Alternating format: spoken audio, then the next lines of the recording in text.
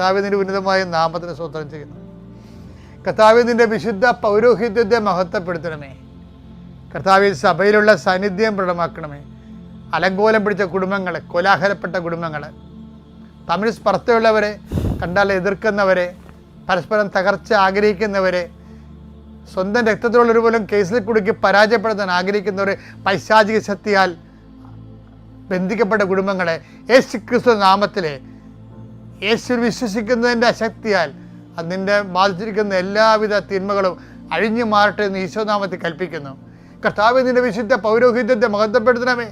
കർത്താവ് സഭയിലുള്ള സാന്നിധ്യം കാണിച്ചു തരണമേ. കർത്താവ് പ്രാർത്ഥന, അതുപോലെ തന്നെ പ്രയാസങ്ങൾ എല്ലാം കടകോല് പോലെ കർത്താവെ ജീവിതത്തിൽ കടഞ്ഞുകൊണ്ട് കൃപയാകുന്ന വെണ്ണ തെളിക്കാൻ വേണ്ടി ദൈവത്തിൻ്റെ പദ്ധതിയാണെന്നുള്ള ബോധത്താൽ ഞങ്ങളെ അഭിഷേകം ചെയ്യണമേ.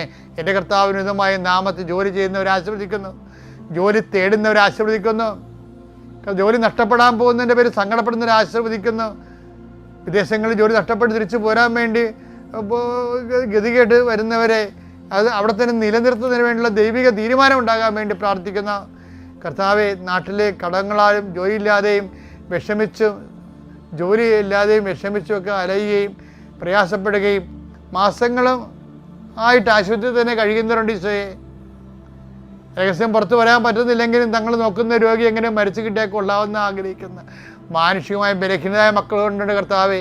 അവരെല്ലാവരും സമർപ്പിച്ച് പ്രാർത്ഥിക്കുന്ന കർത്താവെ, അങ്ങനെയുള്ള രോഗികൾ അവർ തന്നെ സ്വയം പ്രാകുന്നു കർത്താവെ, അങ്ങോട്ട് വിളിച്ചാൽ മതിയായിരുന്നല്ലോ എന്നൊക്കെ ഓർത്തിട്ട് സ്വയം പഴിക്കുന്നവരുണ്ട് ഈശോയെ. അവരെല്ലാം ശക്തിപ്പെടുത്താൻ കുരിശിൻ്റെ ചുവട്ടിലിരുന്ന മറിയം, കന്യാസി മറിയം അമ്മയുടെ ശക്തിയാൽ നിങ്ങളെ ശക്തീകൃതനാകാൻ വേണ്ടി ഈശോ നാമത്തെ ആശീർവദിച്ച് പ്രാർത്ഥിക്കുന്നു.